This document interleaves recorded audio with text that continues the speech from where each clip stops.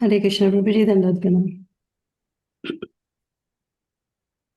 जय राधा माधव कुंज बिहारी, गोपी जन वल्लभ गिरिवर धारी। जय राधा माधव कुंज बिहारी, गोपी जन वल्लभ गिरिवर धारी। यशोदानंदन ब्रज जन रंजन, यशोदा नंदन ब्रज जन रंजन, यशोदा नंदन ब्रज जन रंजन, यशोदा नंदन ब्रज जन रंजन।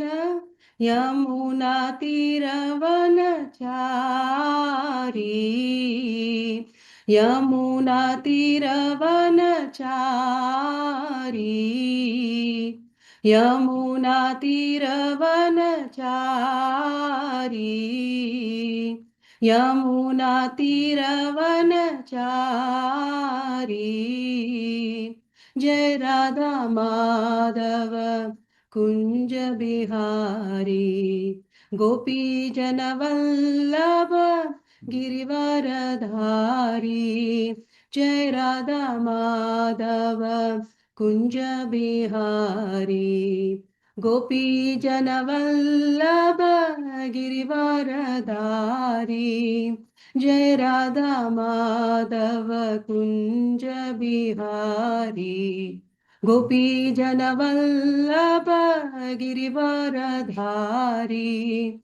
जय राधा माधव कुंज बिहारी, गोपी जन वल्लभ गिरिवर धारी। हरे कृष्णा कृष्णा कृष्णा हरे हरे, हरे राम राम राम हरे हरे। हरे कृष्णा कृष्णा कृष्णा हरे हरे, हरे राम राम हरे हरे। हरे कृष्णा कृष्णा कृष्णा हरे हरे, हरे राम राम हरे हरे। हरे कृष्णा कृष्णा कृष्णा हरे हरे, हरे राम राम हरे हरे। हरे कृष्णा कृष्णा कृष्णा हरे हरे, हरे राम राम हरे हरे।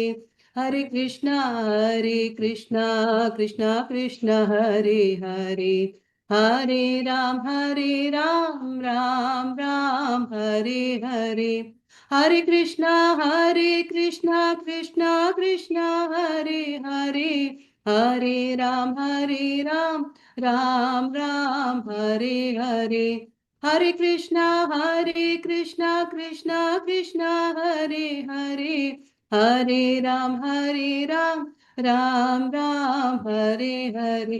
हरे कृष्णा कृष्णा कृष्णा हरे हरे, हरे राम राम हरे हरे।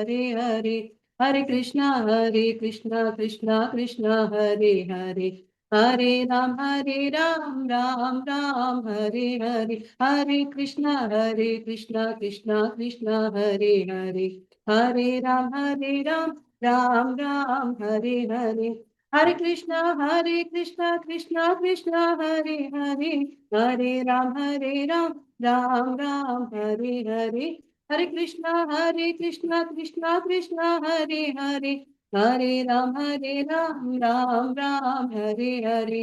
हरे कृष्णा कृष्णा कृष्णा हरे हरे, हरे राम राम हरे हरे। हरे कृष्णा कृष्णा कृष्णा हरे हरे, हरे Ram Ram Hare Hare.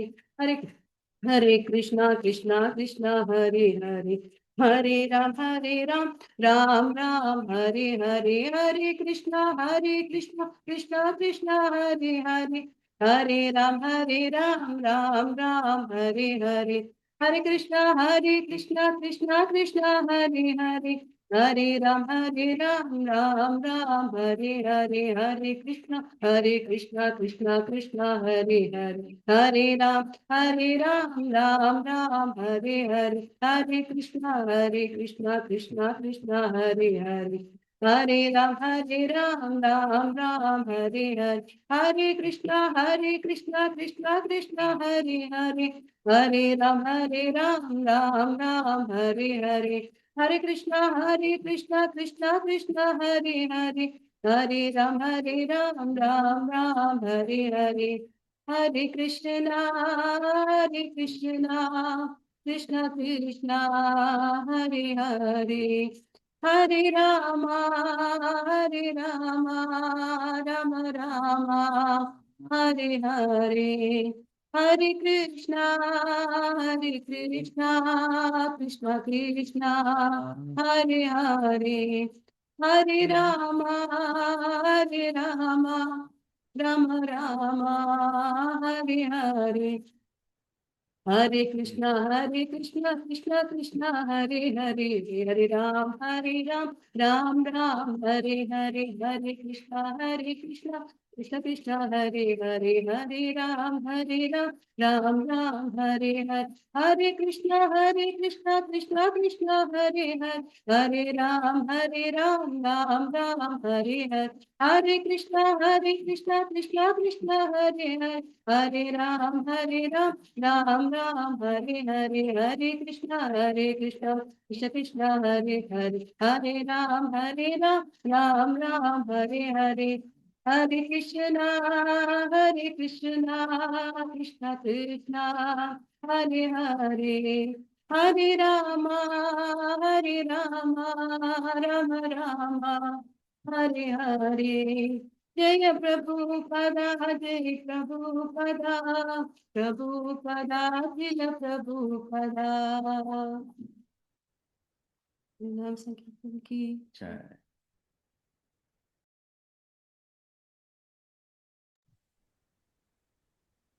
Hare Krishna. Let's keep this door closed.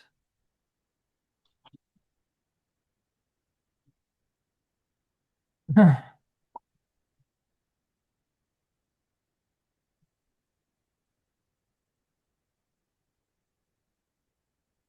Krishna, everyone. So, welcome to Wisdom of Srimad Bhagavatam. We are restarting it after a break when I had traveled to India. And what a good start we are doing with His Grace Damodar Prabhuji amongst us today. Prabhuji, I think I have introduced him a few times in his trip. But for this session, what is very relevant for us is he is a teacher of Bhagavad Gita, Srimad Bhagavatam, Chaitanya Charitamrita. He teaches Bhakti Shastri, Bhakti Vaibhav in GEV, Govardhan Eco Village, as well as Mayapur Institute. And he has vast experience with his travel and hearing from very great devotees. And whenever you hear from him, you can understand that whatever he has heard from all his teachers, he has assimilated it nicely, and then he is passing on the juice, a sweet juice to all of us. So we are going to get this sweet juice from Srimad Bhagavatam today from His Grace Damodar Prabhuji. Let us welcome Prabhuji by chanting Hare Krishna Mahamantra. Hare Krishna, Krishna Krishna, Hare Hare, Hare Rama, Rama Rama, Hare Hare. Hare Krishna. Hare Krishna. I hope you all can hear me. Yes, Prabhuji. Hare Krishna. So thank you, Amrish Maharaj Prabhu, for your kind words of encouragement. And it's always such a joy to have association of devotees to study Srimad Bhagavatam.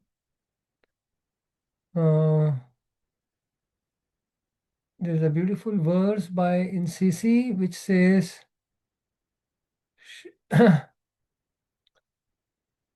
Shri Krishna भक्ति रस करीला प्रचारे कृष्णा तुल्य Bhagavat जनाइला samsare.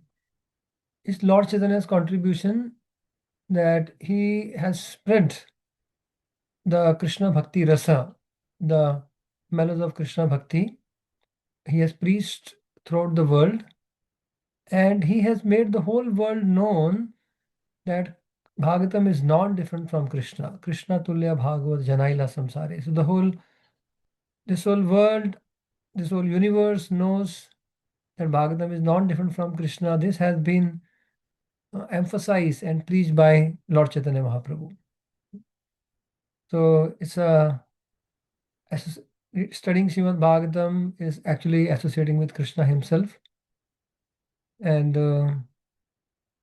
also it is said that there are two Bhagavats, and एक भागवत बड़ा भागवत शास्त्र are Bhagavat भक्त भक्ति रस पात्र.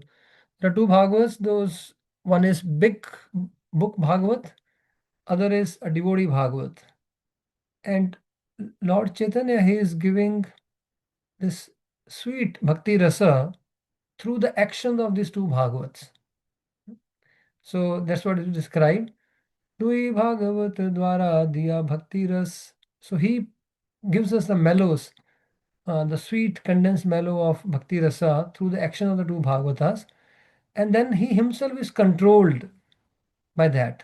So when that devotional service awakens, the loving feelings of Bhakti awakens within our heart, then Lord himself is controlled by that. So this is something from CC. Okay, just I started the charging of my laptop. No, it's good.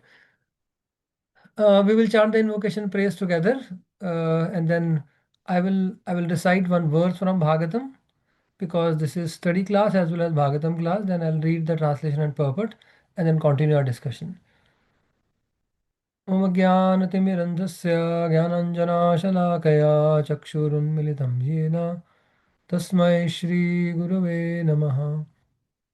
Shri Chaitanya Manobishtam Savidam Yena Bhutale Swayam Rupa Gadamahyam Dadati Swabhadantikam Vandeham Shri Guru Shri Yudavadagabalam Shri Gurum Vaishnavamsya Shri Rupam Sagrajatam Sahagana Raghunatham Vitam Tam Sajivam Sadvaitam Savadutam Parijana Sahitam Krishna Chaitanya Devam Shri Radha Krishna Padan Sahagana Lalita Shri Vishakam Vitamsya.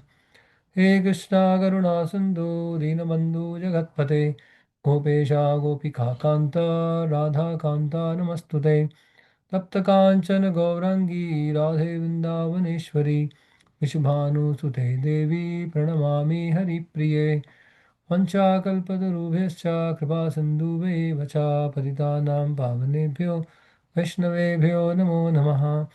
नमो विष्णुपादाय कृष्णपृष्ठाय भूतले श्रीमते भक्तिवेदान्त स्वामिन्निति नामिने. नमस्ते सारस्वते देवे गौरवाणी प्रचारिणे निर्विशेषा शून्यवादी पाश्चात्यदेशतारिणे. जय श्री कृष्ण चैतन्य प्रभु नित्यानंद श्री अद्वैता गदाधर शिवासादि गौर भक्तवृंदा. हरे Krishna Krishna Krishna Hare Hare Hare Ram Ram Ram Hare Hare. Hare Krishna. So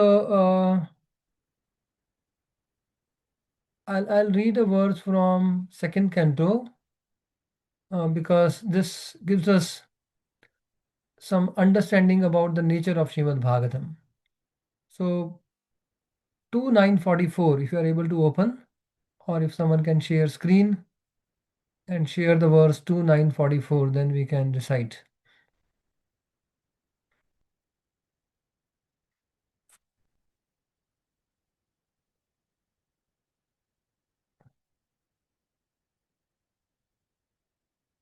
Okay, yes, you can. Fine, this is, yeah, this is good. We are able to see now. Now, keeping yourself muted, please recite the verse as I lead the recitation. Tasma idam bhagavatam Puranam Dashalakshanam Proktam Bhagavata Praha Pritaha Putraya Bhutakret Tasma idam Bhagavatam Puranam Dashalakshanam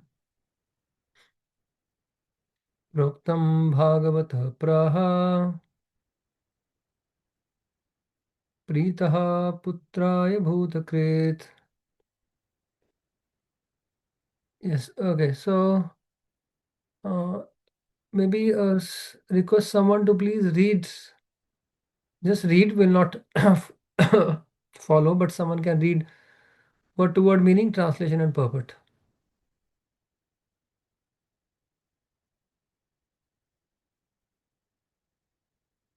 Okay, fine. Yes, Suranand Prabhu, you can read. Hare Krishna Prabhuji. Translations. Word to word meaning. Tasmai, thereupon, idam, this, Bhagavatam, the glories of the Lord or the signs of the Lord. Puranam, Vedic supplement. Dasalakshanam, 10 characteristics. Proktam, described. Bhagavata, by the personality of Godhead. Praha, said.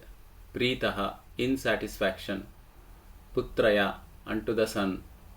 Bhutakrit, the creator of the universe. Translation. Thereupon, the supplementary Vedic literature Srimad Bhagavatam, which was described by the personality of Godhead and which contains 10 characteristics, was told with satisfaction by the Father Brahma to his son Narada. Hare Krishna Prabhu.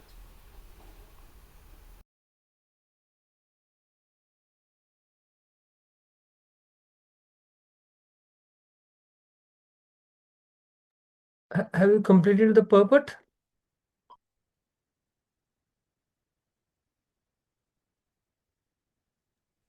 You are on mute, Surananda Prabhuji.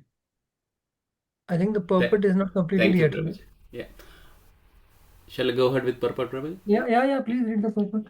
Although the Srimad Bhagavatam was spoken in 4 verses, it had 10 characteristics, which will be explained in the next chapter. In the 4 verses, it is first said that the Lord existed before the creation, and thus the beginning of the Srimad Bhagavatam includes the Vedanta aphorism Janmadya Asya. Janmadya Asya is the beginning.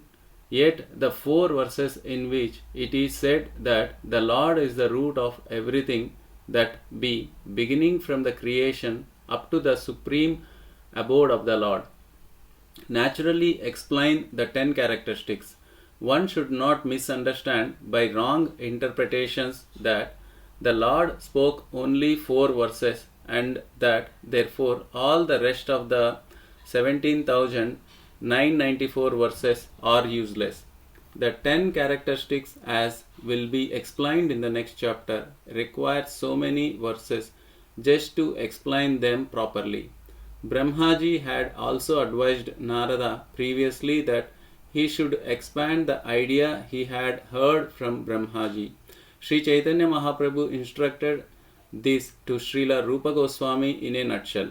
But the disciple Rupa Goswami expanded this very elaborately, and the same subject was further expanded by Jiva Goswami and even further by Sri Vishwanatha Chakravarti Thakura. We are just trying to follow in the footsteps of all these authorities. So, Srimad Bhagavatam is not like ordinary fiction or mundane literature.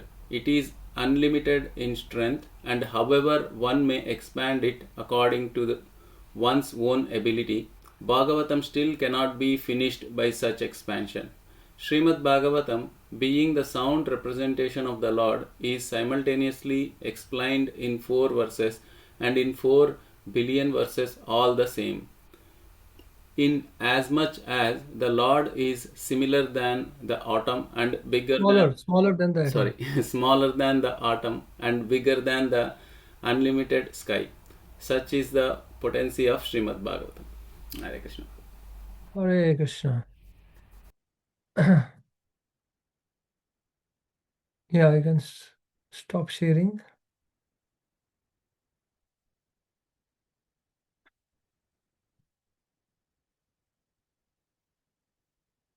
Amrish Maharaj, you can stop sharing. Are you able to hear me? Yes, Prabhuji. I'm just, yeah, that option was hidden. Now it is. Okay. Sometimes, yeah, the screen hides that option. Okay, so first of all, thank you, Sudarma Mataji, for nicely, very sweetly singing Jai Radha Madhav and the Mahamantra. Suranand Prabhu, thank you for reading the word to word meaning, translation, and purport. So, a very beautiful verse where it is described that Lord heard the Shrimad Bhagavatam, Lord spoke Shrimad Bhagavatam to Brahmaji in 4 verses. Tene Brahma Hridaya Adi Kavaye. Tene Brahma. Brahma is here Shrimad Bhagavatam, which is Shabd Brahm. Hridaya Adi Kavaye. You actually spoke in his heart directly. Directly the 4 verses were manifested in Brahmaji's heart, who is described as Adi Kavi, or Brahma is Adi Kavi. And then Brahmaji elaborated it to his son Narada. When he spoke, he elaborated its meaning, Narada. And Narada further instructed Vyasadeva to further elaborate it. So Prabhupada is giving something very insightful purport here. He says, Shrimad Bhagavatam can be contained in 4 verses and it can be expanded into 4 billion verses. Prabhupada used the term 4 billion verses. And still it cannot be finished. So Bhagavatam is complete in 4 verses. It can be expanded in 4 billion verses. Still there is a scope for expansion.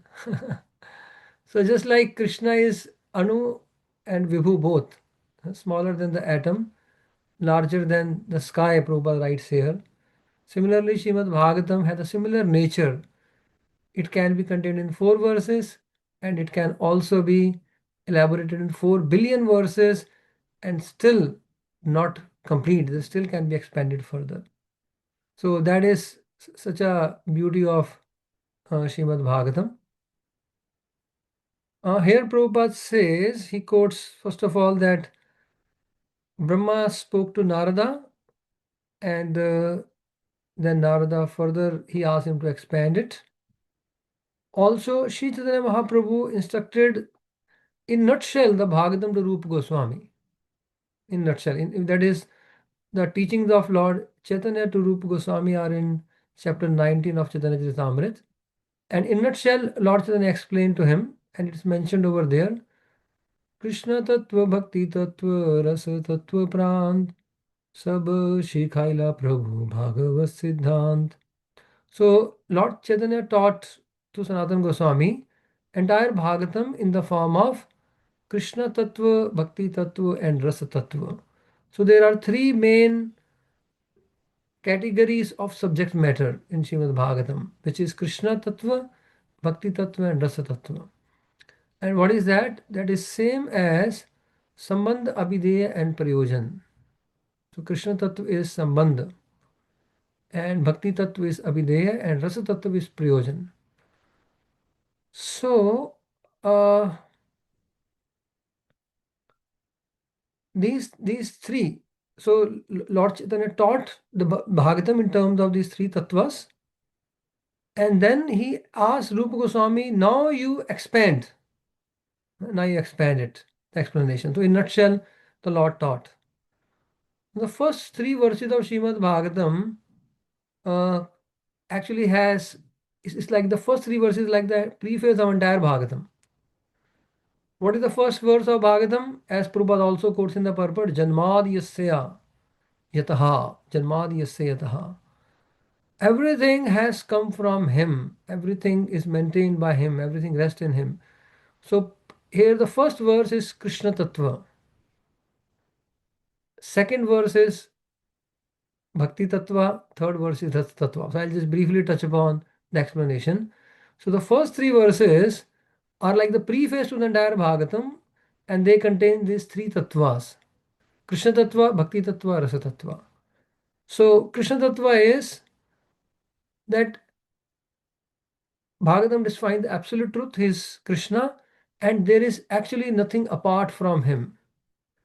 There are certain theologies who consider that devil has an independent existence, and sometimes the devil becomes so powerful that God also is helpless to help his devotees, and the devil overpowers, and so the devil, there is a conception of devil as independent of God, who is in, who fights with the God and so on and so forth. And there is always, yes, of course we know there are demons who fight with God, but actually these demons are also get their power from God only. They don't have a separate existence from God. So Bhavan explains, Saman Boman Krishna means actually there is nothing apart from Krishna in this creation. Janmadi yasya yataha. Everything has emanated from him. Therefore, understanding Krishna, who is the Swayam Bhagavan, and understanding his expansions and understanding his energies. That is Krishna Tattva. So we understand the source of everything, Swayam Bhagavan Krishna, who is actually a cowherd boy in Vrindavan, and his unlimited expansions. And there are all different categories of expansion. They display different amount of opulences, powers, perform various pastimes in relation to the Lord, and also his energies. So therefore everything we see in this creation is nothing but Krishna, and not just and sometimes we equate, when we say Krishna, it could mean Krishna Swayam Bhagavan, it could mean any of his expansions, and it could mean his energies. Paramatma is one of the expansion. Krishna says that Paramatma is me, but that Paramatma is also different from Krishna. It is one of his functional expansions. So like that. So therefore there is a oneness of Krishna's expansion and his energies, but there is also simultaneous difference. So understanding of Krishna, his expansion and his energies constitute Krishna Tattva. And from Bhagavatam we have to learn that Krishna Tattva. So that's Krishna Tattva. Then what is the Bhakti Tattva? Dharma, next verse. So first is Janmadi Yasya Yataha verse. And the second one is Dharma Projita Kaitavatra Paramo Nirmatsharanam Satam Vidyam Vastavamatra Vastu Shivadam Tapatrayon Unmulanam Shrimad Bhagavate Mahamuni Krite Kim va Parayishvara Hriday Sadhyo Avaruddhate Atra Kritibhi Shushrushu Tashanat. So this Srimad Bhagavatam compiled by Vyasadeva, this Shushrushu Tashanat, one should hear, that is Bhakti Tattva. The word Shushrushu has been described. The hearing. So that's a Shravanam, it begins. The Bhakti Tattva begins with Shravanam, hearing. We have to hear. And what's the effect of hearing? It's said that one, even before the hearing begins, as soon as one desires that I will hear Srimad Bhagavatam, when the desire comes, okay, so I will hear Srimad Bhagavatam, the Lord is established in the heart, even before we begin. Even before we begin. So actually one of the great quality of the path of Bhakti Yoga is the result is given as soon as we begin the process. Does that happen anywhere? Like you start a project and you're given a completion certificate. It never happens anywhere. But in Bhakti, as soon as you start the process, the result is actually guaranteed. Result is given in one sense. You have got the result, but we have to take the journey. We have to take the journey. Krishna, this is like Krishna told Arjuna, all these warriors have been killed, the battle has been won. You have to become an instrument. You have to undergo the journey. So therefore, no other process actually gives result before its final completion. But bhakti, Krishna gives the result at the very beginning of the process. The very beginning of the process. So that's the beauty of the path of Bhakti Yoga. And therefore, the Lord is firmly established in the heart as soon as one desires to hear Bhagavatam. One has not even started. The desire is so glorious. So yes, that's the Bhakti Tattva. Shushru Shubhi Tashanat. The third verse, can someone remind me how the third verse of Bhagavatam begins? It talks of Rasa Tattva. Nigamakalpa. Yes, good. Right.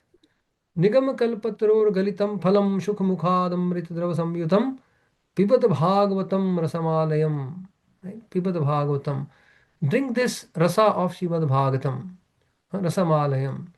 Muhuroho rasika bhuvi bhavuka. So drink this nectar of Srimad Bhagavatam. That is rasa tattva.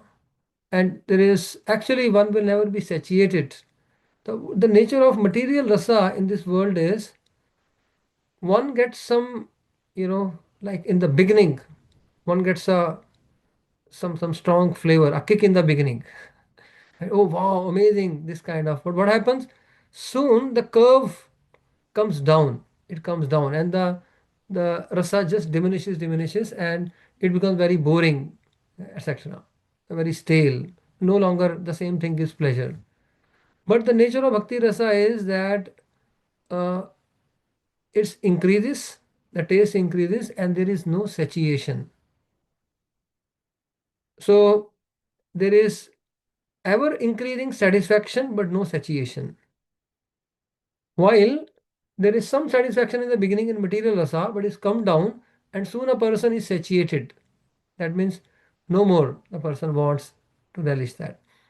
Therefore, Lord Chaitanya, he has come to give us this super excellent bhakti rasa through the action of two Bhagavats. Therefore, and Lord Chaitanya also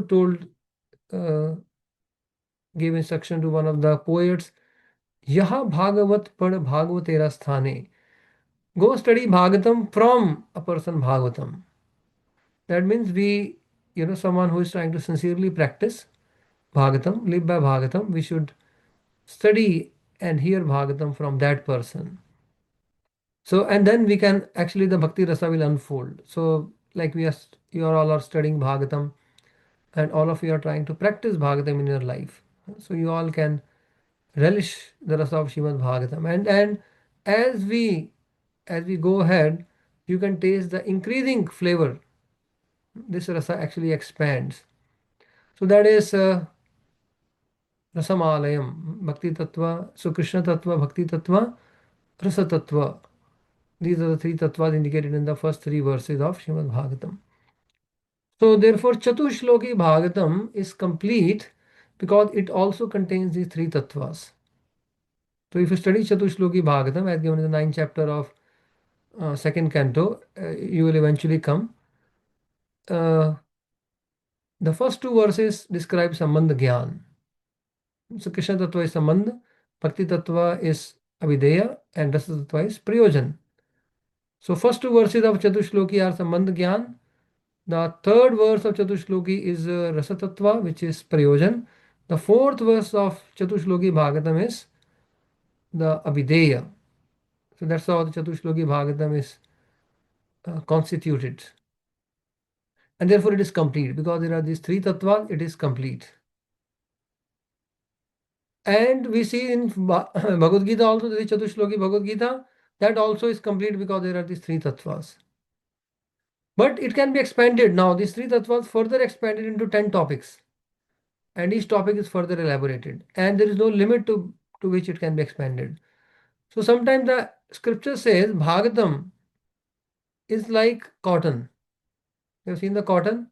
You can compress the cotton with your hand and you can keep fluffing the cotton.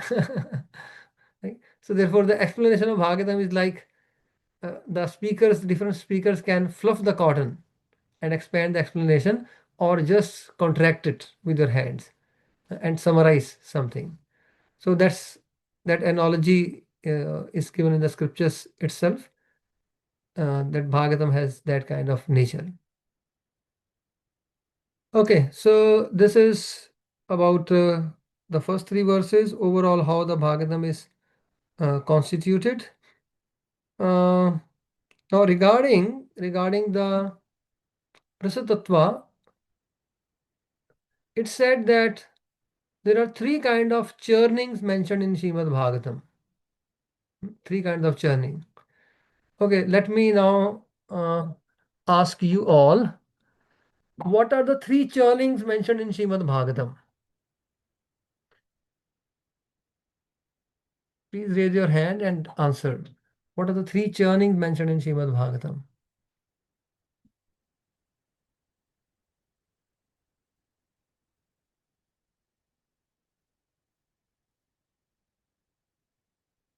Well, if not three, you can mention one at least. Okay, yes, Bhagyeshwari Devi. Hare Krishna Prabhuji. I was thinking, yeah, maybe one or two I can try. Yeah, please, Uh, yeah.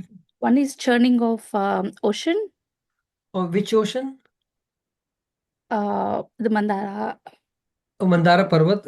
Yes, Yeah. Mandara Parvat, they employed as a churning rod, but which ocean was churned?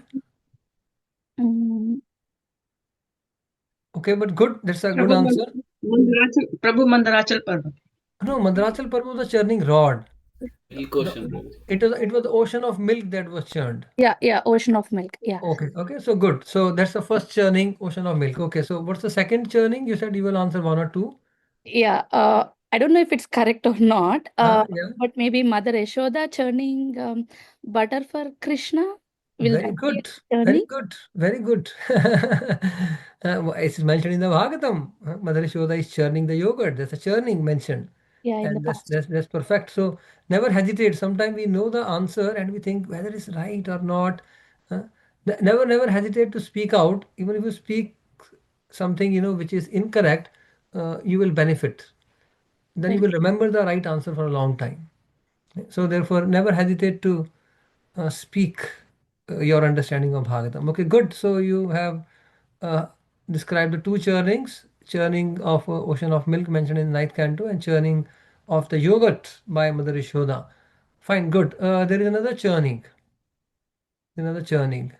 Yes, Mother Lochana Harini Devi. Hare Krishna, Prabhuji.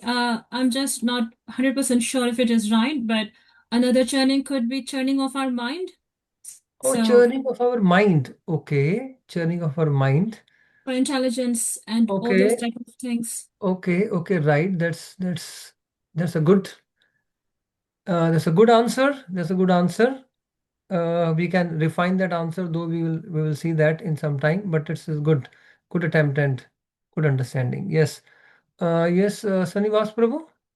Hare Krishna Prabhuji. Hare Krishna Prabhuji, Hare Krishna Prabhuji, Hare Krishna Prabhuji, Hare Krishna Prabhuji, You can mute yourself.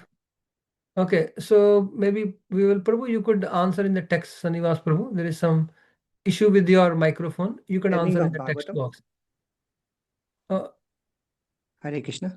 Hare Krishna. Can you hear me, Prabhuji? Yes, I can hear you. Yes, Prabhuji. Churning of Bhagavatam. Okay, good.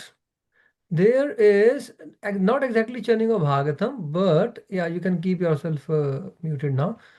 There is churning of the four Vedas. So it's Chaitanya Bhagavat says, Chari Veda Dadi Bhagavat Navaneet Mati Lena Shuk Khai Lena Parikshit. Shukdev Goswami is churning all the Vedic literature, all the four Vedas and the supplementary literature, and he is bringing the butter of Bhagavatam. The four Vedas are like the yogurt.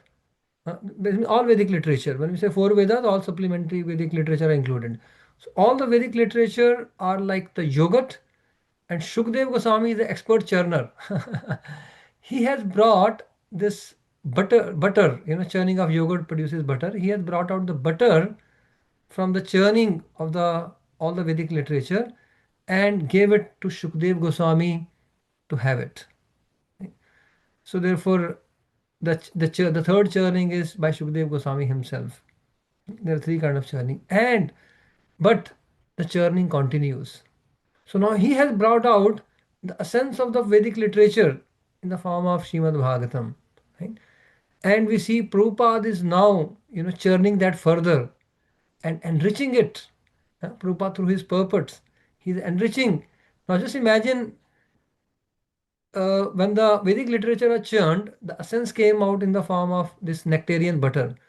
When the nectar is churned, what will come out? Even sweeter, even sweeter nectar. Right? So in this way, the different speakers of Bhagavatam, like Prabhupada is expanding the purport, and when devotees come together and discuss, we are actually now churning the nectar, and therefore so many condensed flavors of nectar will be produced. So that is the and another insightful point is that when the ocean of milk was churned and the nectar was produced, Lord himself came to deliver that nectar, Lord Dhanvantari. Right? He had the whole jar of nectar and he delivered it to the devatas and the demons. Right? Of course, the Mohini Murti then came, the demons grabbed the nectar first. But the Lord delivered, the Lord, he was totally detached from this nectar. He did not even open and look into it. He just brought the nectar, gave it, and disappeared. Right? Totally uninterested in the nectar that came out of the ocean of churning of milk, the churning of the ocean of milk. But when Mother Yashoda would churn, and she would keep it in another jar, Krishna would break the jar and take that nectar. He was so interested that the gopi would try to hide it, but Krishna would forcibly, right? He would steal away, break away the pots and drink. So this is the difference between this material nectar of this world that the Lord has absolute no interest in. He just gave it without even looking at it. But the nectar which is produced by the churning of Mother Yashoda, because that contains her love. Right? And the Lord is so much interested, even when hidden from him, he actually forces his way to drink that nectar. So therefore, this nectar of Srimad Bhagavatam is an amazing nectar, and uh, it's described that especially this world is actually a dry place. Like this a desert. This world is also compared to a desert, which is a dry place. It is Lord Chaitanya who is giving us, who is adding mellows or rasa to this very dry desert-like place, which is the material world. So therefore, we are so fortunate to have that we have gotten this true rasa in this world, because everyone, Prabhupada says, in this world is looking for some juice, because life becomes so dry, it becomes so stale, and people just try to find out some juice somewhere and then become fed up with that. But Lord Chaitanya, Srila Prabhupada, they all have given us the real juice of life, the real bhakti rasa. Okay, so that is about the three kind of churning in Srimad Bhagavatam, and which produces the nectar. Now I will briefly uh, give you the overview of the first canto. So therefore, now Bhagavatam we discussed that just like Krishna, Bhagavatam is unlimited. Bhagavatam is unlimited in its span, and Bhagavatam is also unlimited in its depth. So as Prabhupada says, Bhagavatam can be completed, not Bhagavatam can be described in 4 verses, and also can be expanded into 4 billion verses, and still it can be expanded. And we just read from the purport. Right? After describing Bhagavatam in 4 billion verses, still one can go on. That means there is no limit to the span of Bhagavatam. And there is no limit to even to the depth of Bhagavatam. Right? One is span, other thing is the depth. So Srila Bhaktisiddhanta Saraswati Thakur, he spoke on the first verse of Bhagavatam in Dhaka for 6 months daily. Can you imagine? The first verse, Janmadiyasya Yataha. Now, if Amrish Maharaj Prabhu has to go at that speed, now please calculate how much time it will take to, complete your first canto, or to speak of the Bhakti Vaibhav. Right? So that is how deep the Bhagavatam is also. So there is no limit to the span and the depth of Srimad Bhagavatam. So one can like zoom out and see, and one can zoom in and go to the depth of the Bhagavatam. So now for today's session, I'll zoom out and summarize the first canto of Bhagavatam for you. Right? So in next probably half an hour or so, I'll speak about the entire first canto. That's the beauty of Bhagavatam we are talking of. The first verse could be expanded for 6 months, and now in half an hour I'll speak on the first canto of the Bhagavatam. So it's Bhagavatam, as Prabhupada says, is smaller than the smallest, bigger than the biggest, just like Krishna is. Okay, so please recall without looking. When I ask a question, that time I request you not to do a Google search. you know, when I ask you a question, try to recall. That's the purpose basically, recollection. So I want you to recall the title of the first chapter of Bhagavatam. What's the title of the first chapter of the first canto of Srimad Bhagavatam? It's a recollection. Anyone? You can paraphrase also. Yes, Sudhanva Prabhu? Unmute yourself. Yeah. Questions by sages? A question by the sages. Good. Question by the sages. And so the Bhagavatam, the first chapter begins by questions. Question by the sages. And there are 6 questions. We'll just quickly come to that question. Then, after the question, okay, what is the first verse of Bhagavad Gita talks of? Can someone recall the first verse of Bhagavad Gita? Yes, Mother Vishakha Devi? Dharma Kshetre Kurukshetre. Dhritarashtra is asking question. He's asking the question. So Bhagavad Gita begins with a question, Bhagavatam begins with a question.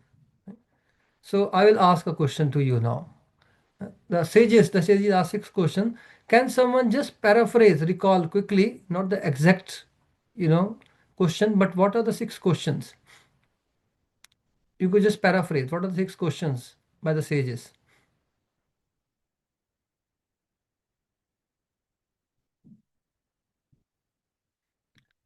Okay, yes, Mother Lochana Harini Devi. Hare Krishna Prabhuji, I don't remember all the questions. I mean, I do Okay. remember, but I'm not able to frame it in words, but I can remember at least one. Is that okay if I Okay. say one? Okay. The first, one of the question which sages were asked, they did ask, was what was the reason of advent of Krishna into the world?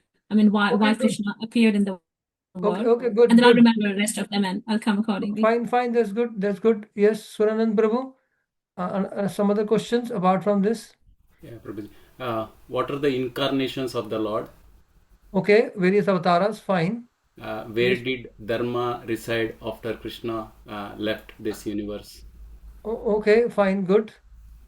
Yes. Try to recollect others, Prabhuji. Okay, good. We got 3 questions. Sudharma Prabhu. Hare Krishna Prabhuji, what is the Yes. best good thing for the human society? Okay, what's the good for human society? Fine, that's good.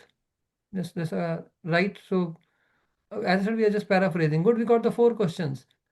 Okay, fine. It may not be easy to recollect, but just see, we can, I'll just give you a quick memory aid. The 4 questions are in relation to the avatars of the Lord. Krishna avatar, Purusha avatar, Leela avatar, and Granth avatar, which is Bhagavatam.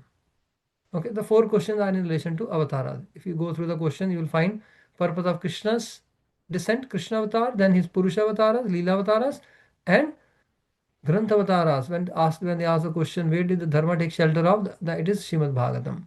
And the 2 questions are in relation to in general, what is the essence of the scriptures? And what is the ultimate absolute good for people in general? So the scriptures are given for doing good to the people by the Lord. So what is the essence of the scriptures and what is the absolute ultimate good for people?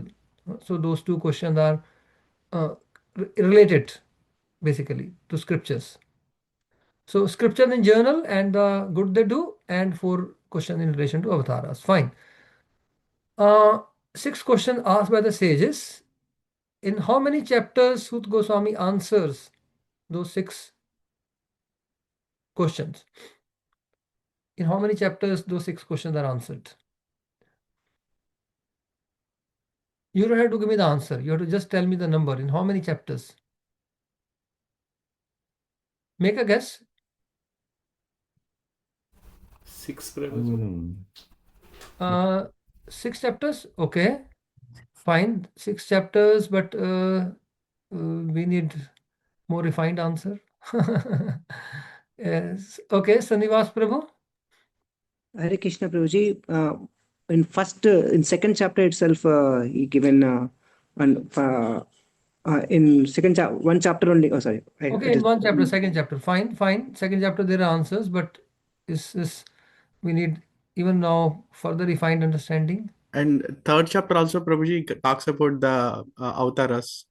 Okay, third chapter also talks about avatars. Fine. So 1, 2, 3. So chapter 1, 2, and 3, 3 chapters answers in brief the 6 questions, but in general, all the 335 chapters are answering the 6 questions. Remember, Prabhupada had described the Bhagavatam can be expanded. Okay, so the answer is the 3 chapters in the immediate context. The first 6 questions are answered in the 3 chapters, but the entire Bhagavatam is the answer to those questions, because after answering them briefly, Sutta Goswami himself proposes, after giving a brief answer, he says, Tatra kirtayato vipra vipririsher bhuri tejasa aham chadhyagamam tatra nivishthastadanugrahat soham va shravayishyami yathadhitam yathamati. Very beautiful verse. He says, I had the opportunity to hear Srimad Bhagavatam from a spiritual master, he says. Tatra kirtayato vipra vipririsher bhuri tejasa. He was a great, powerful sage who knew everything. He had practically, his knowledge was vast like an ocean. By his mercy, I could hear Bhagavatam from him and I could absorb myself in that hearing. So he says, yes, so Nivishtas Tadanugrahat. I heard Srimad Bhagavatam and I could absorb myself in studying Srimad Bhagavatam from my spiritual master by his mercy. And then we discussed yesterday also that how, though we may be performing the activity of devotional service, but we may lack absorption in that. And that absorption brings us nourishment. Once one Srila Prabhupada disciple was asked, can you define Krishna consciousness in one word? And he said, absorption. Absorption. So one of the key aspects. Of course, there could be many words, because Krishna consciousness is also very vast and unlimited. But one important aspect, or one of the key aspects of bhakti, is that we find some absorption in hearing, chanting, remembering, serving the Lord. So Sutta Goswami says, I could absorb myself in hearing Srimad Bhagavatam by the mercy of my spiritual master. Soham va shravayishyami. Now I will speak that. I will make you hear that same Bhagavatam which I heard. Yathadhitam yathamati. Whatever I could assimilate as per my limited intelligence. My spiritual master had a vast intelligence. He had a great capacity to understand and expand Srimad Bhagavatam, but according to my limited capacity, I'll speak Srimad Bhagavatam. And immediately the sages became very enlivened. The sages became very enlivened. They congratulated him. So so this is okay. So first 3 chapters answer the 6 questions as we just discussed. At the end of the third chapter, Sutta Goswami himself proposes to expand the explanation he has given in by speaking Srimad Bhagavatam, which is heard. So therefore the entire Bhagavatam will be an expanded explanation of the 6 questions. Now the sages, they further ask questions. Now can someone recall the questions of the sages in the 4th chapter of the first canto? You can paraphrase again if you want. What are the further questions asked by the sages?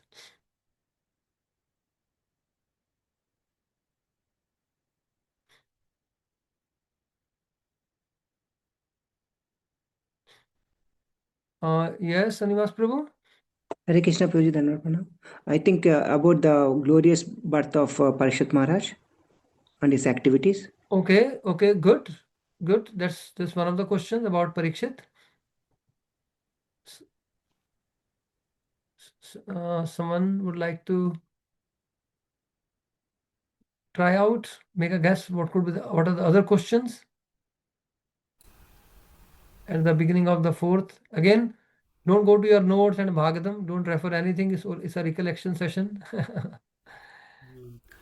Prabhuji, Correction, Prabhuji, about Sukadeva Goswami's, how Sukadeva Goswami came and how. Okay, fine, good, about Sukadeva Goswami, right. Then, one more. Inspiration for Vyasadeva to write Srimad Bhagavatam. Okay, right, good. So basically, three further questions. One is about the author of Bhagavatam, other is about the speaker of Bhagavatam, other is about the hearer of Bhagavatam. Just for easy recollection again. So 3 questions at the beginning of the 4th chapter are about, one is about the author, second is about the speaker, third is about the hearer of Bhagavatam. Right? So the history and author, there are several questions, but it's all about how the Bhagavatam came to be written, where did he write, who gave him inspiration. It's all about the history and author of Bhagavatam. And the second is who spoke it, who received the Bhagavatam, who spoke it, and who heard it.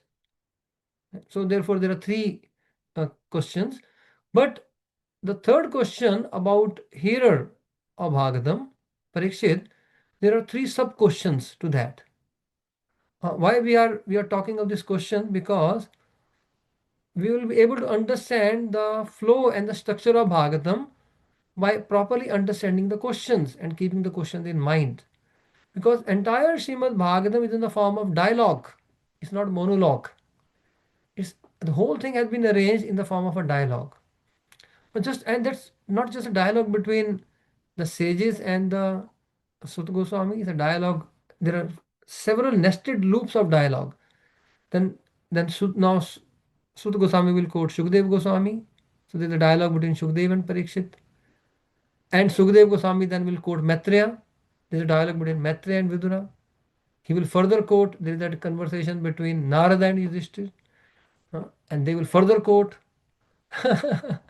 right, conversation between Prahlad and his teachers and so on. So there were 4, 5, 6 nested loops of question answers going on. So the entire Bhagavatam is so beautiful. Now just imagine the whole Siddhanta has to be given, the 10 topics, and that is in the form of a question answer. So such a transcendental match fixing. The entire thing the entire Siddhanta is given in the form of question answer, and it looks like so spontaneous flow. The question is being asked, answer is being given, and the whole subject has been covered. Just like suppose if I prepare a class for 1 hour and I want to cover only in the form of question answers, may be difficult. I may not get the right question. Right? So there could be some other question and the class could go in another direction. But whatever needs to be given in Bhagavatam is there in the form of question answer, not one loop, several nested loops of question answers. So therefore, again, Lord Chaitanya describes Prashnottare Bhagavat Kariyache Nirdhar Yaha Rashravane Lok Lage Chamatkar. The entire Bhagavatam has been given in the form of question answers.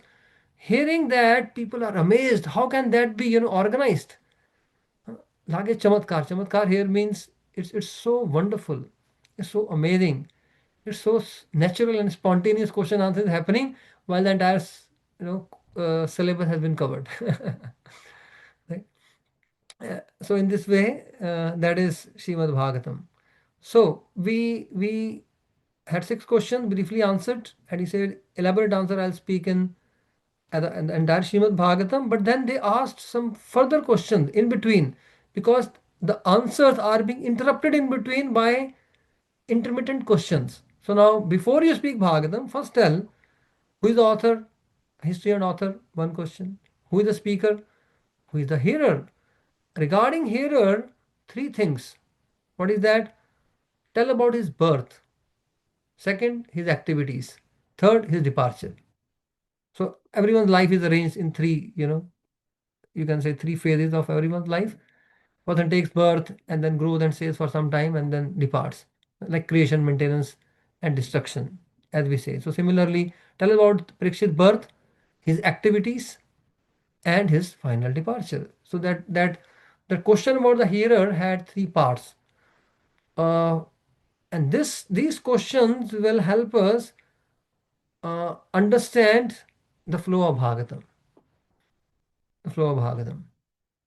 Okay, so now three further questions have appeared. Now he said, I will start speaking Srimad Bhagavatam. That means from fourth chapter, he could have started speaking Shishuka Uvacha, because Sukadeva Goswami is the speaker. But no, they asked some further questions, the intermittent questions, and now he has to answer those questions.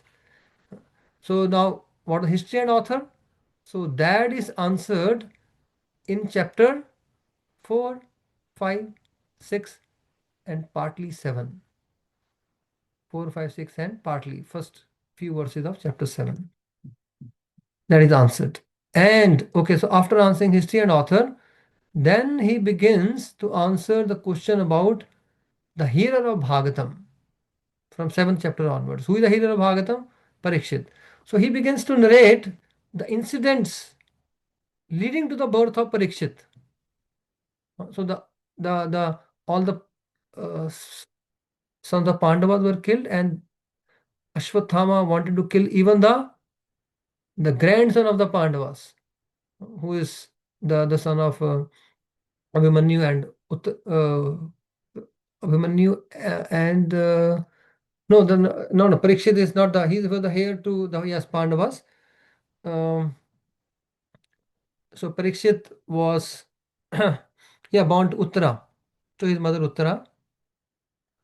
So he was the only heir to the throne, and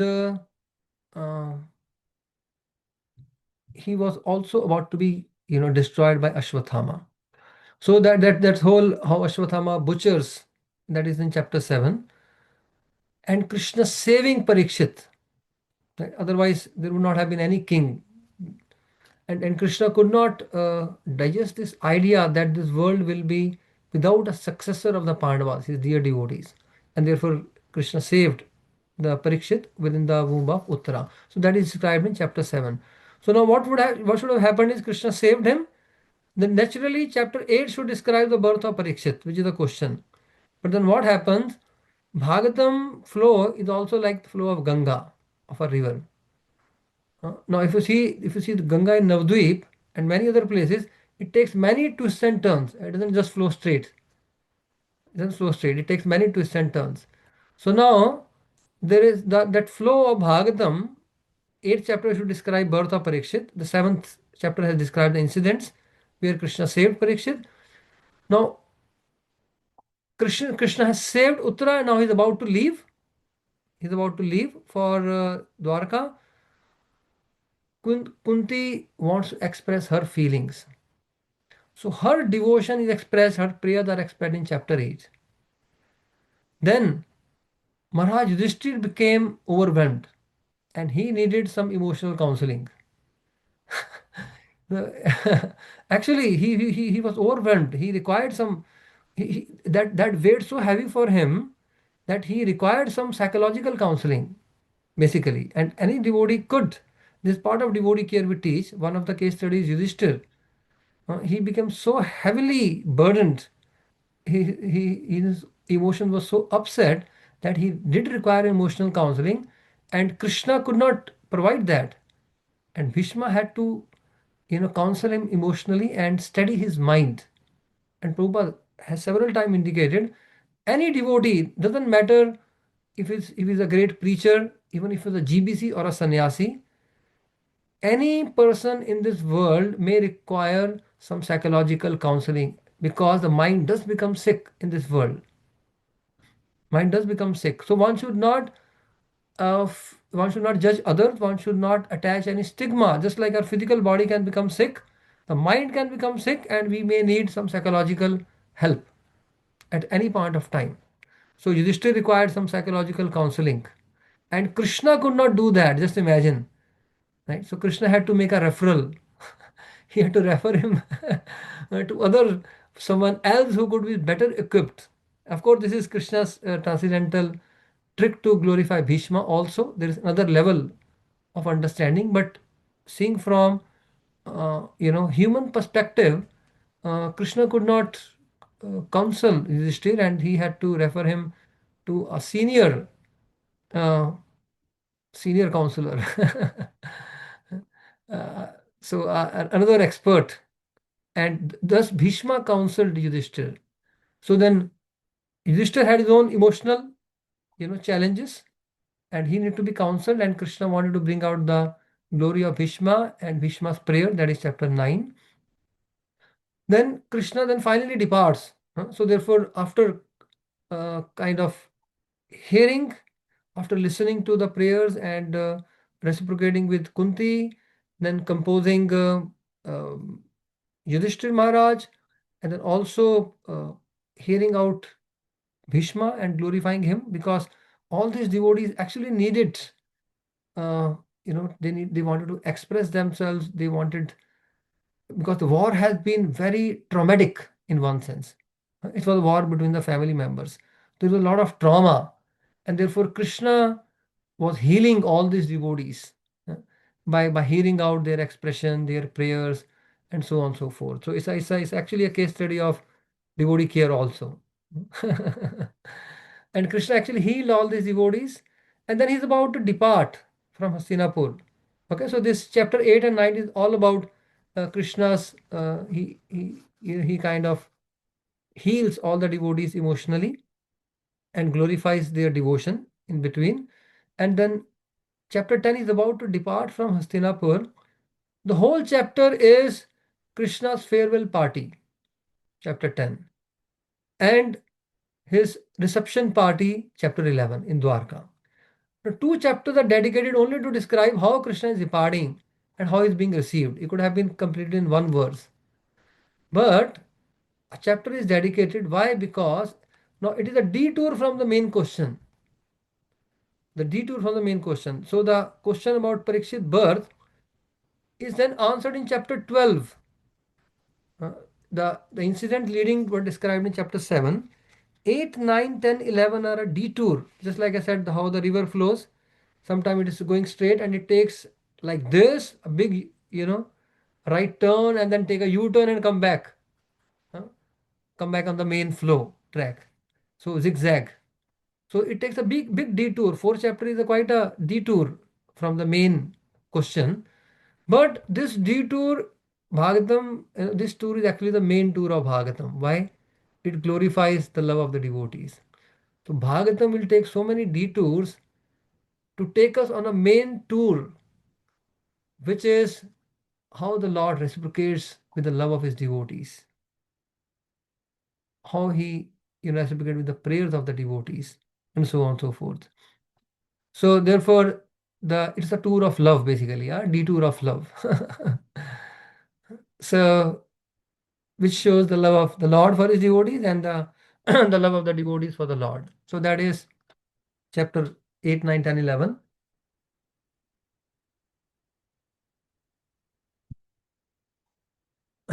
Chapter 12 then describes the birth of Parikshit, his glorious qualities, and so on and so forth. So the question about Parikshit's birth is answered in chapter 12. Now, his activities. Next question, next part 2 of the question about the hearer is his activities. Now, before his activities are described, the incidents leading to his coronation are described. So, chapter 13, 14, 15. How the incident leading to his coronation. First, Dhritarashtra departs. Krishna, he departs from this world. The Yudhishthir Maharaj and the Pandavas also depart. And so, therefore, now Parikshit is to be coronated as the king. So, the incidents leading to the coronation of Parikshit as the king are described in the 3 chapters. And then finally, Parikshit is coronated, and his activities are described in chapter 16, how he receives and punishes the age of Kali, and how he travels all over his kingdom. So where he hears the glories of his forefathers. So all that you will study, that will be described in chapter 16, 17, his activities. And the incidents leading to his departure are in chapter 18. the incidents leading to his departure. His departure will be described in the 12th canto, but the incidents that led to his departure, that is described in chapter 18. And finally, about the speaker of Bhagavatam, Shukdev Goswami, he is introduced in chapter 19. So therefore, the questions asked at the beginning of the 4th chapter, these 3 categories of questions, one about the history and author, other is about the hearer, and the third is about the speaker, they all are answered. The answer to that is the rest of the first canto. Okay, but the first canto is so sweet, it's also considered complete, just like the 4 verses of Bhagavatam are complete, but there is room for expansion. Similarly, the first canto is complete in itself because it describes, everything that is going to come in Bhagavatam, including Vrindavan. Kunti Maharani remembers, Krishna's Vrindavan Leela.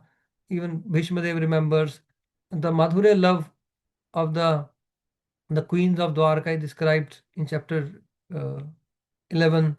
So therefore, because it describes the love of so many devotees, the chapter canto 1, right? So it touches upon primarily all the various subjects of Srimad Bhagavatam. So therefore, first canto is also considered as a very special, unique, and a complete canto in itself. And therefore, BPT has published first canto separately. You can buy entire Bhagavatam, but you can buy first canto separately. First canto you can buy separately. So okay, so that's the overview of the first canto, and I will just touch upon how the first canto makes the transition into second canto. Just the transition. So now there are further questions now because the Bhagavatam is progressing through question and answers. So 6 questions answered in 3 chapters and expanded in entire Bhagavatam. 3 further questions. The answer to that is given in the remaining first canto. Now at the end of 19th chapter, Parikshit asked the questions. So the first canto is question by the sages and the answers. Okay. Now Parikshit begins to inquire from Shukadeva Goswami. When the speaker of Bhagavatam arrives, Parikshit begins to inquire. Can someone recall the 2 questions?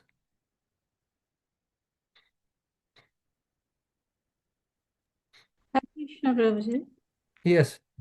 How to live and how to live. How to live and how to live. Okay, good. How to live and how to leave. Fine. Very good. There's the first question. There's a 2 part of the first question. And what's the second question of Parikshit? Of course, you haven't come till there, so I don't expect that you should be able to answer. But yeah, if someone has heard or read, because the 2 questions of Parikshit are famous. This one is especially known. How to live, or actually how to live is what is the duty of a person while living, and especially while leaving. The duty of a person in general. So ath prichhami samsiddhim yoginam paramam gurum purushasya iha yat karyam vrimanasya sarvatha. So what is the duty of a person while living and especially while leaving from this world? That's the first question, which has these 2 parts. And other question he asks is, what should be heard? Yashrotavyam atho japyam kartavyam nirbhi prabho smartavyam bhajaniyam va bruhi tadva viparnyam. What should be heard, chanted, remembered, and who should be worshipped? And viparnya means opposite. What should not be heard, chanted, remembered, and worshipped? That's the second question. And then we will see that Sukadeva Goswami answers that in the second canto. He begins answering this question in the second canto, and there will be further sub questions by Parikshit, and that's how the second canto flows. Okay. Can someone recall? Just we'll touch upon the first verse, Shukadeva Goswami, because he's a great speaker of Bhagavatam. What is the first verse spoken by Shukadeva Goswami? So Shukadeva Goswami begins speaking 2.1.1. The first verse of the first chapter of second canto is Shishuka Vacha. In first canto, there is no Shuka Uvacha. Because Shukdev Goswami comes in toward the end of the first canto. He arrives on the scene. And therefore, the first verse of second canto is spoken by Shukdev Goswami, Shuka Uvacha. If you have heard something, or if you are able to recall from a reading or a hearing, what is the first verse of Shukdev Goswami? You may say the verse, even if you remember the meaning or something, that's good. But don't see it now.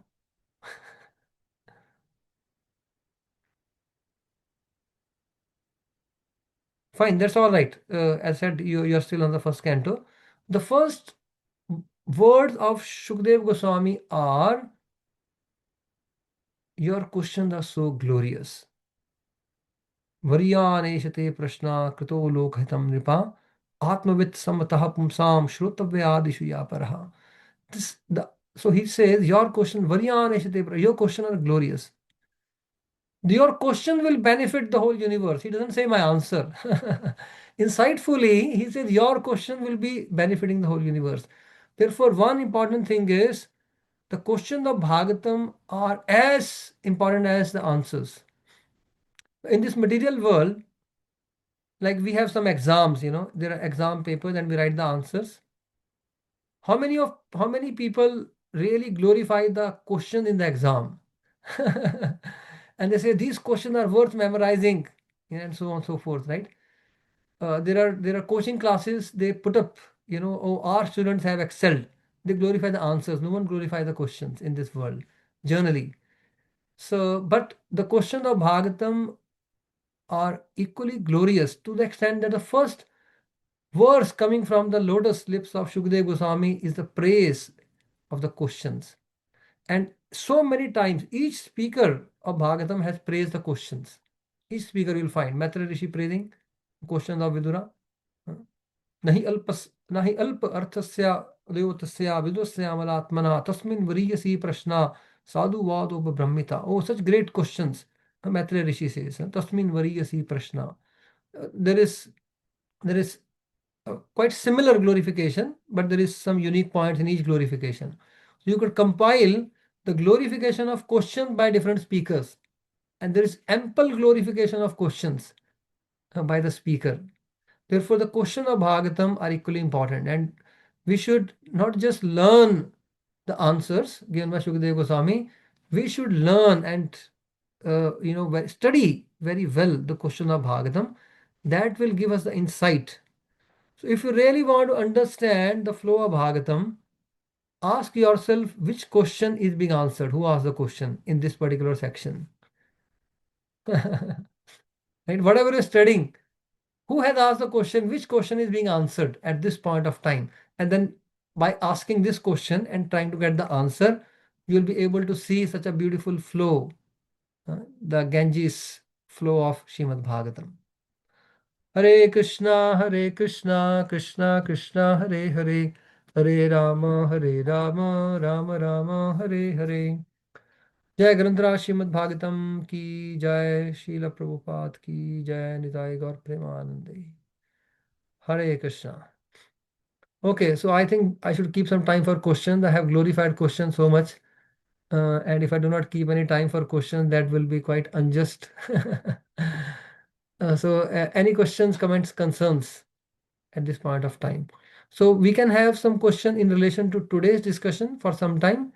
And then if you also want to ask any question in relation to yesterday's discussion, in relation to devotee care, that you can ask maybe after 10-15 minutes after we complete the question in relation to what we just discussed today. Fine. Okay. Yes, Mother Lochana Hari Devi. Hare Krishna Prabhuji, wonderful class. Oh my God, that you kind of reminded us how bad the Kali Yuga memory is, because Amrish Maharaj Prabhuji has not started Bhagavatam like too long ago, and then we can't even remember these questions. So thank you for giving us a wake-up call and remind us to learn Bhagavatam as a very, continuous thing. So my questions, there are two questions, Prabhuji, from today's class. One question is from devotee care workshop from yesterday, which I can hold till end of this discussion. Okay, yes. My first question is, you mentioned in the beginning of the class that the process of bhakti is such that you get the result at the beginning of the process. I kind of understand, but if you could throw some more light onto that, so that would be really great, Prabhuji. So what exactly do we mean by that? So what kind of result are we referring to, and how does it happen? Okay, good. So there are basically at the very beginning of the process, we get the result that Krishna awards the results. As I give the example, Krishna said, all these soldiers are killed, the battle is won, but you have to fight the war. So therefore, the result is assured by Krishna. Okay, now the devotee has begun Krishna consciousness. He has all my protection. Anyone who surrenders to Krishna, we were talking of surrender, who surrenders to Krishna and this process of bhakti, who begins the process by one sincere surrender, right, and takes up to without any pretense, basically, one who just begins the journey, Krishna accepts that and protects that devotee and awards a spiritual world. Right? He has given the result, but now he wants us to take the journey. So, and he will make sure we complete the journey. So there is all protection. He will make sure that once we start the process, then Krishna will make sure we complete it. But we have to undertake the journey, but we have a free will. Now, what may happen is whatever progress we make is permanent. Now, by our free will, just like we are going on highway, and this is okay, just half a kilometer on the left, have some there's McDonald's, have some the French fries and some pizzas, and have some recreation. So for some kind of fun recreation, etc., we may keep taking some digressions, and then Krishna brings us back. Krishna brings us back by giving us some purification. So we are going on this on this journey, and by our own free will, in order to explore this world, some enjoyment, or we may commit some aparadhs. That means we break into something, and then again Krishna will help us to get up and begin the journey from there. So now it is up to us how smooth and how fast we undergo the journey or we undertake the journey. It's up to us. We can make a journey smooth, short, or long and painful. So either way, so that's depend on our choices. So journey is how the journey will go. That is within our. But Krishna makes sure once we begin the journey, we will surely complete it. Now it's a question of time. It could take one lifetime or several lifetime. And yes, so we'll complete the journey. And I said that during the journey, what are our experiences also depends on our choices. But surely those who begin the journey, those who take up the path of bhakti, Krishna grants a spiritual world. And now it's a question of time that we attain the result. The journey we have to undertake. Okay, Prabhuji, that makes wonderful sense. Thank you so much. Okay. Can I ask the Okay. second question, or can I? Okay, you can hold on for the devotee care question. No, it is from today's only, Prabhuji. From today's. Okay, fine. You can ask that question. Thank you, From Prabhuji. today's Thank you so especially. much. So you have wonderfully described the first three verses of the first canto of the first chapter, describe Krishna Tattva, Bhakti Tattva, and Rasa Tattva. And then in relation to Sambandha, Avideya, and Prayojan. So Prabhuji, can you help us understand how does the Sambandha relates to Krishna Tattva, Avideya relates to Bhakti Tattva, and Prayojan relates to Rasa Tattva? That's the definition, basically. So Sambandha is everything is related with Krishna. That is, everything is expansional energy. And Abhideya is the process. So the Nava Vida Bhakti, the process of reviving that Sambandha is Abhideya. And the foremost of the process is Shravanam. So the second verse is talking of Shushru Shubhi, Shravanam, hearing. So the Bhakti Abhideya begins by hearing. So by saying hearing, all other are also included in one sense. Okay, so the Abhideya is the process of reviving it. Yeah. And Prayojan is the same activities. Prayojan Tattva is the same activities. One performs, one is Sadhya Bhakti is Abhideya, Sadhana Bhakti is Abhideya in practice. In perfection, the same Bhakti in perfection is actually Rasa Tattva. So our reading of Bhagavatam is Abhideya at a stage of practice because we read and study Bhagavatam as guided by Guru Sadhu Shastra. But when we develop a taste for it, natural relish, that is the stage of perfection, rasa tattva. Okay. Yeah, That's so the that's, rasa tattva, right. yeah, that's the rasa tattva. Thank you, Prabhuji. Thank you so much. Hare Krishna. Hare Krishna, appreciate your questions. Okay, yes, Sanivas Prabhu. Hare Krishna Prabhuji, Dandavad Pranam. Thank you very much, Prabhuji, for giving such a nice class, and you've given a very capsule of all first canto of Bhagavatam in such a nice way. So now we can't forget. You told very clearly where is what, how is what going on. Thank you very much, Prabhuji. And Prabhuji, after hearing all these ones, why a devotee is a Samandagnan is there, Abhideya is there, Prayojana is also there, but we also practice it. But why we don't take that extra step of progressing in it? Like what makes us to take that steps? Why there is a fear? Why there is a still want to maintain the material things, and even though understanding this one. Okay, you are saying that that we understand it, but why we are not able to make the progress as is desirable, or we still we are making a slow progress, something like that? Yes, Prabhuji. Yes, okay. So basically, hmm, there was a person who used to smoke, and a friend asked him. He said, "Don't you know tobacco causes cancer?" Right? He said, "I know." He said, "Then can't you give it up? Can't you give up smoking?" He said, "Giving up smoking, no big deal. I have given it up many times. Now also I'll give it up." So what happens is, we hear, we feel inspired, and we kind of, again become enthused. But again, our own material attachments pull us down. So that is called as, we, because of millions of years of of interacting with material energy and trying to enjoy material energy, we all have very strong impressions of enjoyment. Those impressions are called as vasana. One is swabhav. We have certain nature to act, which is trigunatmak nature given by the three modes. Other things is there is an invisible pull that makes us do things which sometimes we understand they're not good, but understanding is not sufficient. So basically, if you see, there is no lack of understanding. There are so much good advice now. There are so many good speakers, so much good advice. People like to hear, they appreciate, but they're not able to act.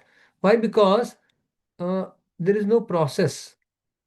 Unless people follow the process of purification, the knowledge has no substantial footing in this world. So many people know, and knowingly they commit all kind of wrong. Yeah, so in this way, so the knowledge has actually no substantial footing, because we can't act on the platform of knowledge in general. We may know, but we act as per our conditionings. As per our conditioning, even though we know that it's not right. People in this world know many things, but they just can't act on the platform of knowledge. Therefore, the process is required. The process of Krishna consciousness is what purifies the heart, so that the knowledge becomes realization. So we know, but we don't have the deep realization. So it's said that, from head to heart, there is a short distance, but it may take the head knowledge to come to the heart knowledge, which is realization. Though a distance is short, but it may take many lifetimes. From head to heart, the knowledge transfer from head to heart may take several lifetimes at times. But we can do it in this lifetime also, depending upon how intensely we take up to the process.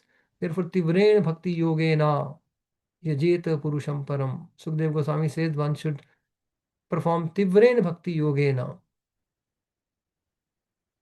Tivren is with intensity.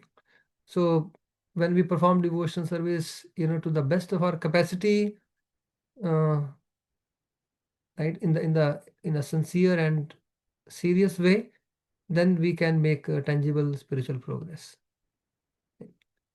Okay, Hare Krishna. Thank you, Prabhuji. Hare Krishna. Yes, Mother Sudharma Devi or Sudharma Prabhu. Hare Krishna Prabhuji, thank you very much for wonderfully condensing the Canto 1. Prabhuji, my question is related to one thing which you said is Shushushbi Takshanas, right? The moment you have the love to hear, then the Lord is established in the heart. So some practical thing which we come across, we gave like the ebook, the listening of Bhagavatam. Someone wants, they had the love to listen, so we gave it because she's a bit old as well, so she can't actually read the books. So we thought like we can in our language she can hear, so we gave that. The enthusiasm was there to actually get it, but it was installed in the phone and they've given as well, like, we pay for it and everything, but never they have listened even one verse or, started. So every time I ask, have you started listening? Have you started? I don't get a solid answer. So when you say the result is guaranteed, so moment you have the desire, you say the result is guaranteed. So for people like these kind of people, will they still be having something like, does it give some credit to their thing, Prabhuji? Yes. So, okay, when is the result guaranteed? It says that anyone who, the path of bhakti begins with Shraddha, Ado Shraddha. Anyone who has faith that Krishna is the Supreme Lord and path of bhakti is the path to attain him. Right? One has come to the level of Shraddha. He has begun the path of bhakti. The result is guaranteed now. Okay, and that Shraddha to therefore devotees. And how does one come to the point of Shraddha? It is by devotees association. So probably that family needs your more physical association. And you continue to, and association devotees give in the form of prasadam, harinam. So till the point person comes to this point of having that faith, ado shraddha, and one person has a faith that Krishna is my master and path of bhakti is the path of perfection. Then the Krishna gives the spiritual award, the spiritual world, and a person then from Shraddha onwards he has to undergo the journey, and the question of time. Right? Thank you, Prabhuji. Okay. Okay, Hare Krishna. Thank you.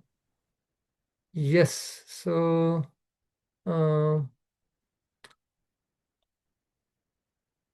fine. Are there something else? Is there something else that to be discussed, or then otherwise we can take question in relation to devotee care? Okay, Mother Vishakha Devi. Hare Krishna Prabhuji, I was asking devotee related to question. That is fine. Oh yeah, sure. And then Mother Lochana Harini Devi can ask. Thank you very much for today's class, Prabhuji. About devotee care, I heard in the session yesterday that we need some skills to care. We can't just care.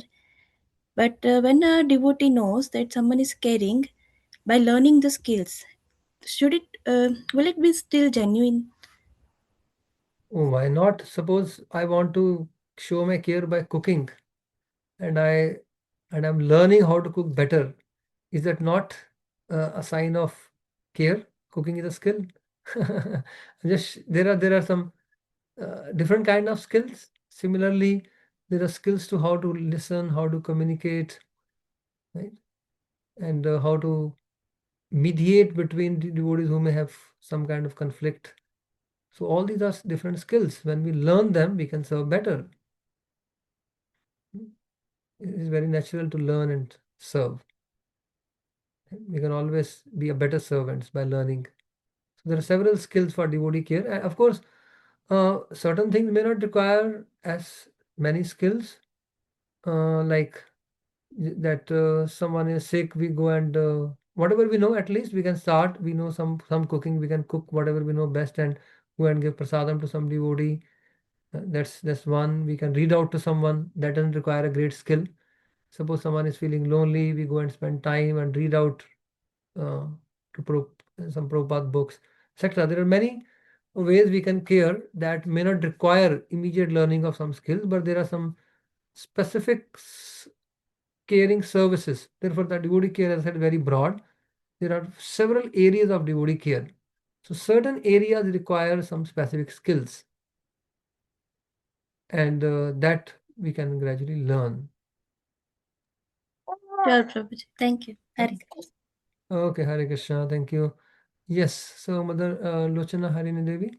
Hare Krishna Prabhuji, thank you so much for the opportunity to ask question. So yesterday's workshop was really amazing and such an impact it had in me that I was dreaming about it. Anyway, regardless. My question, Prabhuji, is you said yesterday that devotee care is everyone's responsibility, which is 100% apt and correct. But I was wondering if you could give us some kind of sutras or mantras as to if I want to become, well, not a formal devotee care association or facilitation group, but if everyone wants to practice devotee care in their day-to-day life, what are the 3 things or 2 things or 4 things which we can start implementing right away?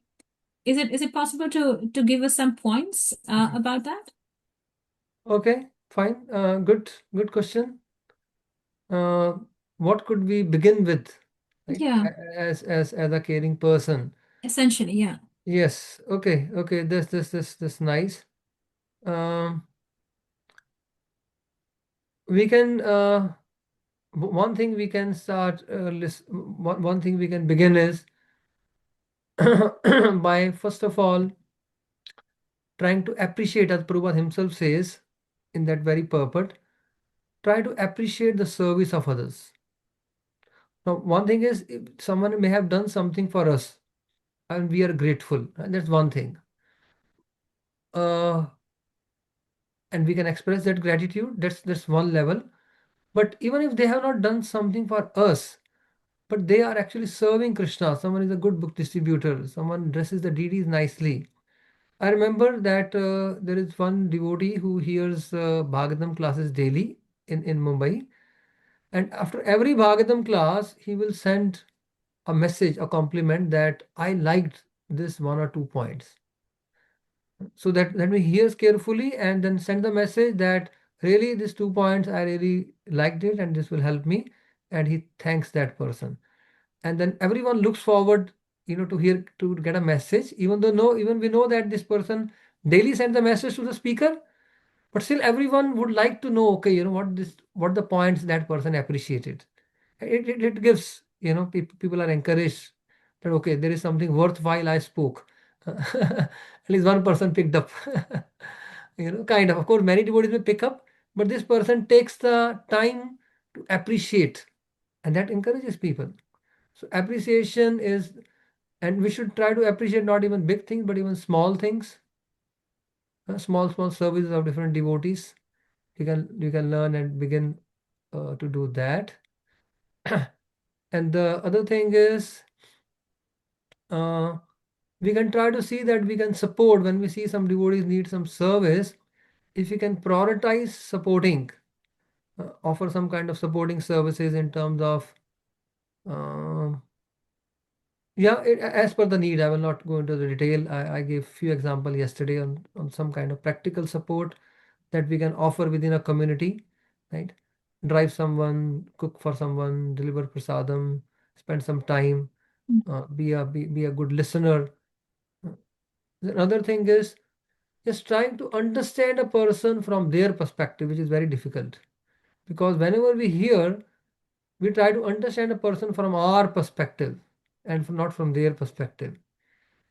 So therefore try to understand a person from their perspective.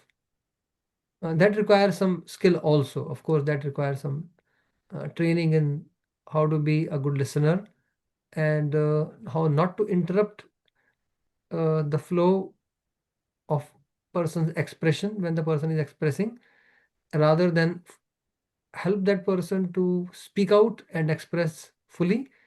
And then we make sure that we can give the feeling to the person by making him give him the feeling that that person has been understood, right? And that's such a comforting feeling. So therefore listening out to people and trying to understand from their perspective uh, is another great care we can show. And of course we will also, as we become good listeners, not in a mood that I already know, but yeah, that requires a lot of patience. Actually, it is 10 times harder to be a good listener than to be a good speaker. At least, it's a fact actually. To be a good listener is very difficult. To be a good speaker is relatively easy, though it's not so easy, but it's relatively is much easier to be a good speaker. But to be a good listener is quite difficult. When we understand its importance and try to practice, we will see we are not able to do that. It's not so easy. So, but a good listener can actually uh, have many, he can avoid the misunderstandings, have good relationships, and be always progressive in life. So, a good listener always grows. So, that's also a good care, right? Okay, and yes, the spiritual care, we can all be good examples because people learn not by our words but through our example.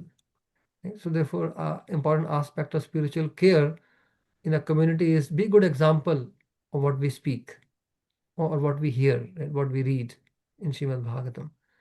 And we will do much good to ourselves and others by being good examples. Absolutely. Okay, thank you. Hare Thank you so Krishna. much, Prabhuji. Hare Krishna. Hare Krishna. Okay, so once again, my deep gratitude to all of you for joining, and my deep gratitude to Amrish Maharaj Prabhu, Mother Anang Manjari Devi. They are hosting me. They are hosting their lordships, Gaur Nitai, Radha Sham Sundar, and hosting them is not easy. There are a lot of six offerings, aratis. For me also, they are cooking, though not 6 times, but 3 times. Right, so it's a double pressure on them, and but they are doing it very lovingly, and I feel sometimes I feel I should not have come. I have increased their uh, work and increased their burden. I was feeling I probably should have left from Auckland, but somehow, their love attracted me here. So they are not feeling it to be a burden, and I have never felt they are feeling it like a burden. But I myself see because they have so much to do, and I am adding to their burden. That's my perspective, not their. But I thought I already have a New Zealand visa for which, and I'm already in New Zealand, so therefore it's quite economical to just come to Wellington. So therefore I thought I could cover Wellington because I may not travel for next few years to this part of the globe. So I thought we'll catch up with the devotees. So somehow I arrived in Wellington, not by my plan, but by Krishna's plan and the sacrifice of Amrish Maharaj Prabhu, Mother Anang Manjari Devi. So my deep gratitude to both of you and my good wishes, my prayers for the upcoming new project, right, at Pitone Road. I yesterday visited. It's a very beautiful place, very great facility. So we can utilize it to enhance our service to Guru and Krishna and enhance our own Krishna consciousness. Yeah, thank you very much. Srila Prabhupada ki jai, Nitai Gaur Premanande. Hare Krishna. Thank you very much, Damodar Prabhuji, for your wonderful association. And I can say that it is never a burden. You're just talking about the detours which are taken in Srimad Bhagavatam. So we really appreciate your detour to Wellington. And it was very sweet, just like the Srimad Bhagavatam's detour is sweet. Your detour coming to Wellington has been really sweet and very enlightening. And your association always teaches me many things here, especially your attention to details is very, very inspiring. So thank you very much for coming and enlightening us on these wonderful topics. And you're saying that for next few years, you don't plan to come, but we are hoping that next year you can again come. We just talked about yesterday about doing another devotee care course here. The previous one has been a few years ago, 3 years ago. And with Kali Yuga memory, we have already forgotten it. Plus, there are more devotees who are ready now here. So we would want to actually conduct another course. So hopefully very soon, you can come again and we can do another in-person course with you. And hopefully Radha Gopinath Prabhu as well can join next time when it is possible.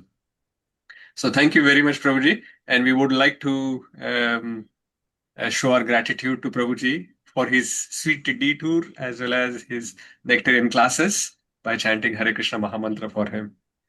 Hare Krishna, Hare Krishna, Krishna Krishna, Hare Hare, Hare Rama, Rama Rama, Hare Hare. Thank you so much. Thank you very much, Prabhuji. Hare Krishna. Dandavat His Grace pranam. Damodar Prabhu ki Jai. Jai. Jai. Hare Krishna. Hare Hare Krishna. Krishna. Hare Krishna, Prabhuji.